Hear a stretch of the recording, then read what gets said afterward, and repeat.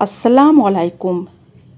আমাদের জীবনের প্রতিটি ক্ষেত্রে আল্লাহর হুকুম ও রাসূল সাল্লাল্লাহু আলাইহি ওয়াসাল্লামের তরিকা মেনে চলাটাই হলো পূর্ণাঙ্গ ইবাদত। আর এটা তখনই সম্ভব হবে যখন আমাদের আল্লাহর প্রতি অন্তরে ভয় থাকবে। কারণ ভয় না থাকলে আমরা কোনো হুকুম পালন করতে চাই না। যখন কোনো ভাইরাস ছড়ায় তখন আমরা ভয়ে আতঙ্কিত হয়ে পড়ি যে আমাদের হবে না তো। কিন্তু সেই ভাইরাসের থেকে যাকে বেশি ভয় করতে হবে, যার শাস্তিকে বেশি ভয় করতে হবে, তিনি হলেন আমাদের একমাত্র মালিক রাব্বুল আলামিন। আমাদের অন্তরে যদি প্রকৃত ভয় চলে আসে তাহলে আমাদের দুনিয়া ও আখিরাতে অনেক লাভবান হব। তাই আজ আমরা সে বিষয়ে কুরআন হাদিসের আলোকে সংক্ষেপে জানব ইনশাআল্লাহ।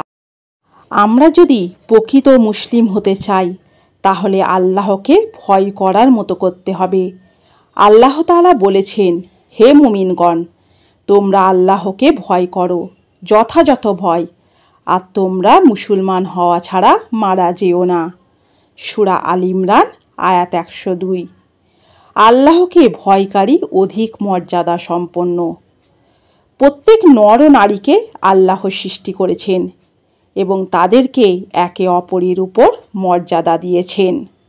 তাহলে আমরা যদি আল্লাহকে বেশি ভয় করি তাহলে আমরা অধিক মর্যাদা সম্পন্ন হব। ইরশাদ হচ্ছে, হে মানুষ, আমি তোমাদেরকে এক নারী ও এক পুরুষ থেকে সৃষ্টি করেছি আর তোমাদেরকে বিভিন্ন জাতি ও গোত্রে বিভক্ত করেছি যাতে তোমরা পরস্পর পরিচিত হতে পারো।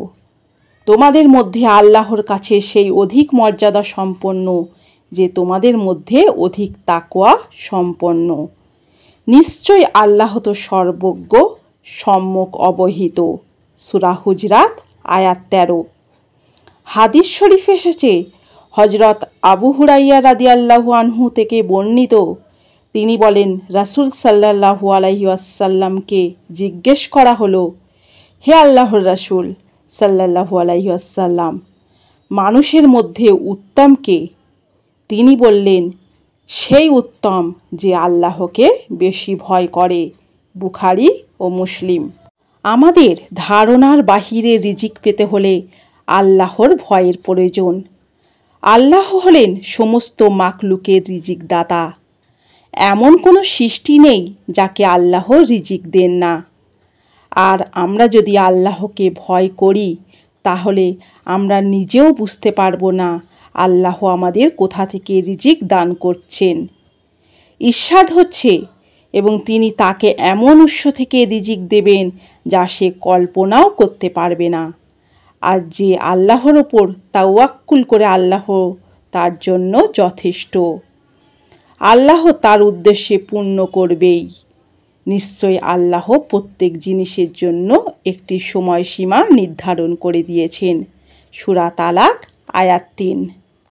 আমরা যদি প্রকৃতপক্ষে আল্লাহ তাআলার উপর নির্ভরশীল হতাম তাহলে আল্লাহ আমাদের অধিক রিজিক দিতেন। আমরা যদি প্রকৃতভাবে আল্লাহ তাআলার উপর নির্ভরশীল হতাম তাহলে পাখিদের যেভাবে রিজিক দেয়া হয় সেভাবে আমাদেরকেও রিজিক দেয়া হতো। পাখিরা সকালবেলা খালি পেটে বের হয় এবং সন্ধ্যাবেলায় ভরা পেটে ফিরে আসে। তিরমিজি ও ইবনে মাজাহ। সঠিক কথা বলা আর সঠিক আমলের জন্য আল্লাহর ভয় থাকা প্রয়োজন। হক কথা বলা ঈমানের একটি অন্যতম দাবি। আর সঠিক আমল না করতে পারলে সারা জীবন আমরা যদি ইবাদতও করি জান্নাত আমাদের নসিবে হবে না। আর এ দুটি বিষয় যখন আমরা করতে পারবো তখন আমাদের অন্তরে আল্লাহর প্রতি ভয় থাকবে। ইরশাদ হচ্ছে, হে ঈমানদারগণ, তোমরা আল্লাহকে ভয় করো এবং সঠিক কথা বলো। সূরা আহজাব আয়াত 70। আরও ইরশাদ হচ্ছে, তিনি তোমাদের জন্য তোমাদের কাজগুলোকে শুদ্ধ করে দেবেন এবং তোমাদের পাপগুলো ক্ষমা করে দেবেন। আর যে ব্যক্তি আল্লাহ তার রাসূলের আনুগত্য করে সে অবশ্যই এক মহা সাফল্য অর্জন করল। সূরা আহজাব আয়াত 71। আল্লাহর ভয় থাকলে আমাদের যে কোনো কাজ সহজ হয়ে যায়। আমাদের জীবনে যত ধরনেরই সমস্যার সম্মুখীন হতে হয়, কিন্তু এই সময় যদি আল্লাহর ভয় থাকে আমাদের অন্তরে, তাহলে কঠিন কাজটিও সহজ হয়ে যাবে। ইরশাদ হচ্ছে, যে আল্লাহকে ভয় করে তিনি তার জন্য তার কাজকে সহজ করে দেন। সূরা তালাক আয়াত 4। আল্লাহর ভয় থাকলে হক বাতিলের পার্থক্য করা সম্ভব হবে। আল্লাহ আমাদেরকে অনেক জ্ঞান দিয়েছেন, তাই সে ভালো মন্দ বিচার আমরা করতে পারি। কিন্তু এটার জন্য সবচেয়ে আমাদের জরুরি হলো আল্লাহর প্রতি ভয় থাকা। পবিত্র কুরআনে আল্লাহ তাআলা বলেছেন, হে মুমিনগণ, যদি তোমরা আল্লাহকে ভয় করো তাহলে তিনি তোমাদের জন্য ফুরকান প্রদান করবেন, তোমাদের থেকে তোমাদের পাপসমূহ দূর করবেন এবং তোমাদেরকে ক্ষমা করবেন। আর আল্লাহ মহা অনুগ্রহশীল। সূরা আনফাল আয়াত 29। তিনি আমাদের মধ্যে আন্তরিক দৃঢ়তা, বিচক্ষণ ক্ষমতা ও সুন্দর হিদায়াত সৃষ্টি করে দেন, যার মাধ্যমে আমরা হক ও বাতিলের পার্থক্য করতে পারি। আল্লাহর ভয় থাকলে কিয়ামতের কথা আমাদের চিন্তা করতে হবে না।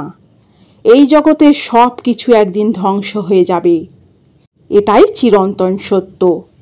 এবং একদিন কিয়ামত সংঘটিত হবে, যেখানে আমাদের প্রতিটি আমলের হিসাব দিতে হবে। আর দুনিয়ার জমিনে যদি আমাদের অন্তরে আল্লাহর ভয় থাকে, তাহলে কিয়ামতের জবাবদিহির কথা চিন্তা করতে হবে না এবং সেদিনের জন্য প্রস্তুতি গ্রহণ করতে হবে। পবিত্র কুরআনে ইরশাদ হচ্ছে, হে ঈমানদারগণ, তোমরা আল্লাহকে ভয় করো। আর প্রত্যেকের উচিত চিন্তা করে দেখা সে আগামীকালের জন্য কি প্রেরণ করেছে।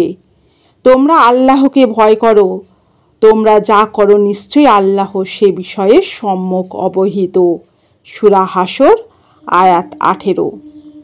ক্ষমা ও বড় প্রতিদান পাবে।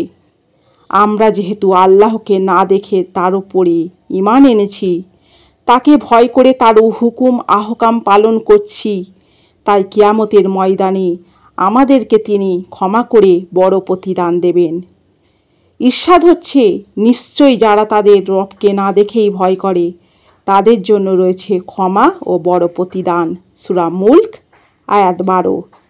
আল্লাহ নিজেই ভয়কারীদের সাথে থাকেন। শয়তান আমাদের চিরশত্রু। সে সব সময় আমাদেরকে গুনাহের কাজ করাতে চায়।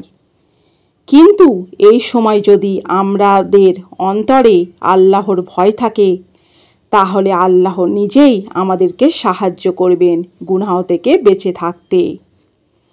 পবিত্র কুরআন শরীফে ইরশাদ হচ্ছে, নিশ্চয় আল্লাহ তাদের সাথে যারা তাকওয়া অবলম্বন করে এবং যারা সৎকর্মশীল। সূরা নহল 128। আমাদের মধ্যে যদি আল্লাহর প্রতি ভয় থাকে, তাহলে আমরা সত্যবাদীদের সঙ্গী হতে পারব। আমাদের অনেক সময় সত্যি মিথ্যা নির্ণয় করতে বা পক্ষ নিতে সিদ্ধান্তহীনতায় পড়ে যেতে হয়, কিন্তু তখন যদি আমাদের অন্তরে আল্লাহ ভয় থাকে, তাহলে আমরা সত্যের পথে থাকব। ইরশাদ হচ্ছে, হে মুমিনগণ, তোমরা আল্লাহর তাকওয়া অবলম্বন করো এবং সত্যবাদীদের সাথে থাকো। সূরা তওবা আয়াত 119। আল্লাহকে ভয়কারীরাই কৃতকার্য। তাই আমাদের প্রত্যেক মানুষের চাই জীবনে সফলতা অর্জন করতে। কিন্তু এই সফলতা অর্জন করতে হলে আল্লাহ রাসূল সাল্লাল্লাহু আলাইহি ওয়াসাল্লামের আনুগত্য হতে হবে এবং আল্লাহর ভয় অন্তরে থাকতে হবে। তখন জীবনে সফলতা অর্জন করা সম্ভব হবে। সর্বোপরি ভয় করার দুটি কারণ, একটা শাস্তির ভয়, কারো অনিষ্ট বা শাস্তি হতে বাঁচার জন্য ভয় সৃষ্টি হয়। তাকে যদি ভয় না করা হয় তাহলে তার ক্ষমতা আছে শাস্তি দেওয়ার, তাই তার শাস্তি থেকে বাঁচার জন্য তাকে ভয় করা। আর এক হচ্ছে মহব্বতের ভয়। কারো প্রতি মহব্বত হলেও তাকে ভয় করতে হয়, যাতে এ মহব্বত সর্বদা থাকে, কোনো সময় তার মহব্বতের রশি যাতে কেটে না যায় সেজন্য ভয় করা, অর্থাৎ বিচ্ছেদের আশঙ্কায় ভয় করা।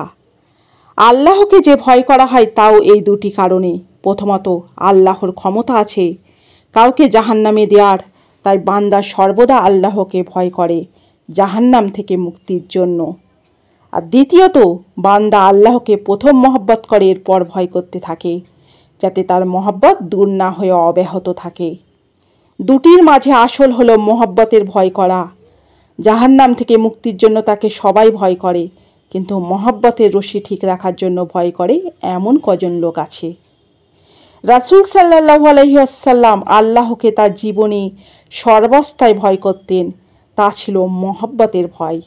কেননা দুনিয়াতেই বলা হয়েছে যে জাহান্নাম তার জন্য হারাম। আল্লাহ বলেন, নিঃসন্দেহে বান্দাদের মাঝে আলেমরাই আল্লাহকে ভয় করে। এখানেও দ্বিতীয় প্রকারের ভয় তথা মহব্বতের ভয়ের কথাই বলা হয়েছে। আল্লাহ আমাদের সবার অন্তরে তাহার প্রকৃত ভয় অনুভূত করার তৌফিক দান করুন। আমিন।